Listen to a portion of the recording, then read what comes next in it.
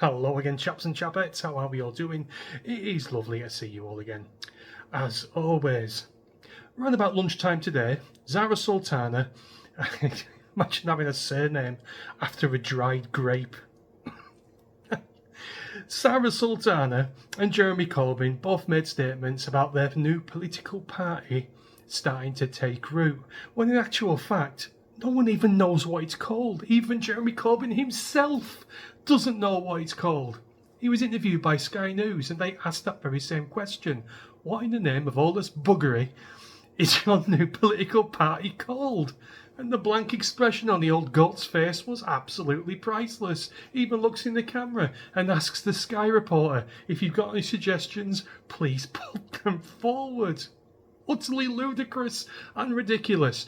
But to me, guys, this new party is nothing but good news for the people on the right side of the political fence, and I will get as to why in a few short moments. What I thought we could do is go through this statement that was released by Zarah Sultana and Jeremy Corbyn, like I say, around lunchtime today. It's time for a new kind of political party, one that belongs to you.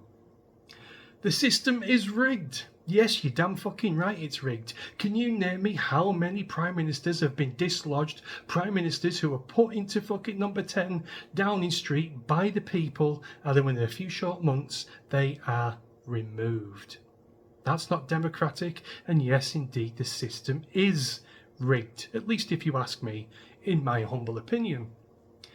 The system is rigged when 4.5 million children live in poverty in the 6th richest country in the world. I don't think we are the 6th richest country anymore because the government last week has made even more borrowing, and the interest rates on our borrowing repayments are absolutely skyrocketing. The system is rigged when giant corporations make a fortune from rising bills. Yes, that's called capitalism, something that the country has been thriving on for many, many centuries. The system is rigged when this government says there is no money for the poor but billions for war. I do have to actually agree with that, sending multi-million pounds, billion pounds over to the Ukraine and funding Israel when there's bigger problems in this very fucking country. That does indeed need to stop. I actually agree with Zarah Sultana there. I mean, wonders never cease, my friends. We cannot accept these injustices, and neither should you. We will only fix the crisis in our society with a mass redistribution of wealth, socialism basically, which is deemed to fail. Everywhere socialism has been implemented ends in starvation, poverty, famine, and labour camps. Just read a history book, any history book on the planet, and you will get the same answer. That means taxing the very rich in our society. Yes, that'll mean that the very rich in our society who actually put money into the economy will leave the country, bringing in even more poverty and a bigger bloody deficit. Socialism, communism simply does not work, my friends. You don't need me to tell you that. You're all very, very intelligent as you are. That means an NHS free from privatisation and bringing energy, water and rail and mail into the public ownership. The NHS is doomed to fail. It's a bottomless money pit. Strip it down, build it from the bottom up. I've stated countless times on this channel, and privatise the whole damn thing. Just adopt a healthcare system, some of these are Norway or Denmark or some other Nordic country, because it works very well and it's very affordable even to the low income classes in these countries. That means investing in a massive council house building programme. That means standing up to fossil fuel giants putting their profits before our planet. Council house building programme. Building them for who, though, I might ask? Certainly won't be for the British public, I can guarantee you, particularly with Jeremy Corbyn at the helm. Someone who hates this country, hates the people within it, and welcomes terrorists such as the IRA, Freudian slip there, Hezbollah, and of course Hamas, his absolute bum chums who he shares cheese and wine with on the monthly bloody basis, I'm willing to bet. Meanwhile, millions of people are horrified by the government's complacency in crimes against humanity. Palestine, obviously. Now more than ever, we must defend the right to protest against genocide. Palestine again. This is a UK-based political party, and they're in They are putting policies, foreign policies not belonging to this country, into the forefront of their political stance in this party. The only people that are going to be members of this political party are far left activists and Muslims. That's it. A lot of Labour voters even say, I want to vote Labour, but I can't vote for Labour when Jeremy Corbyn's in it. I'll get more to that in just a second, guys. Now more than ever, we must defend the right to protest against genocide. We believe in the real radical idea that all human life has equal value. That is why we will keep demanding an end to all arms sales to Israel and for the only path to peace, a free and independent Palestine. Palestine, Palestine, Palestine. I am sick to the back fucking teeth of hearing that bloody country. You wouldn't think we live in England, would you, with the amount of times you hear about genocide and Palestine over and over, week after week. Well, in actual fact, guys, it's been statistically proven that Palestine's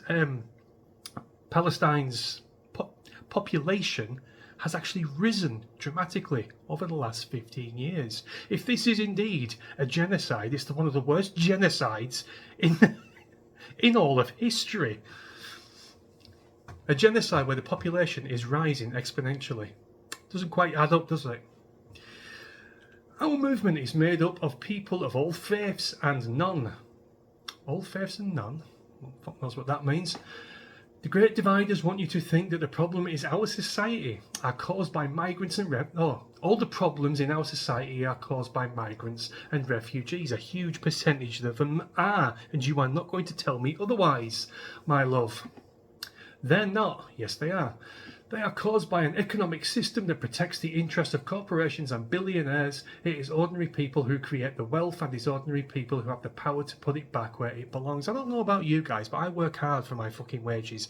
I make quite a good wage. I'm not going to say I'm well off, but I'm comfortable in my life. So I'll never understand this cockeyed notion that everyone is extremely poor. Get out, work hard, get yourself a good paying job, and you will be absolutely coming up roses, just as I am.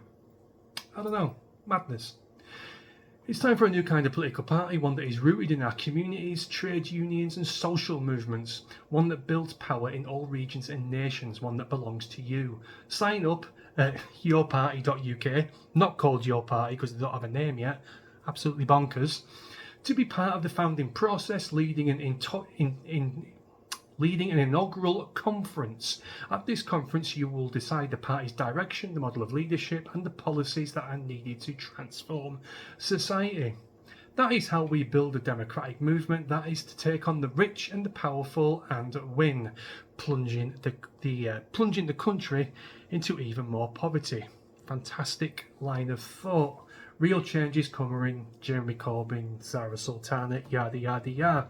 Now, the reason as to why I think this is a good idea, my friends, is because it's going to fracture the left even more than it already is. There are many people out there on the left who support Jeremy Corbyn. There's also many people on the left who support the Labour Party but despise Jeremy Corbyn. There's also people out there on the left who support the Green Party. There's also people out there on the left who support the Liberal Democrats. It's going to split the vote even further. It's going to fracture the left, and they are never ever going to get into power ever again, particularly if, please fucking God, Nigel Farage does a good job with Reform UK, and when he does indeed step down, someone young, conservative minded, not Zia Youssef, does take the helm. I can see Reform being there for a good 14, 15, 16, 17, 18, 19, probably 20 years. Labour are going to be shot to shit. The Liberal Democrats are going to be shot to shit. The Greens are going to be shot to shit. And this is going to be a hate-filled party filled with members and activists, LGBTQ activists, pro-Hamas activists, Muslims, pro-Hamas, pro-terrorism. It'll just be an absolute shambles, and I cannot wait to see it all crumble and turn to dust, basically. Anyway, my friends, that's my video. Just thought I'd bring that to you and have a bit of a chuckle while we're going through it all, and I'll see you in a bit. Cheers.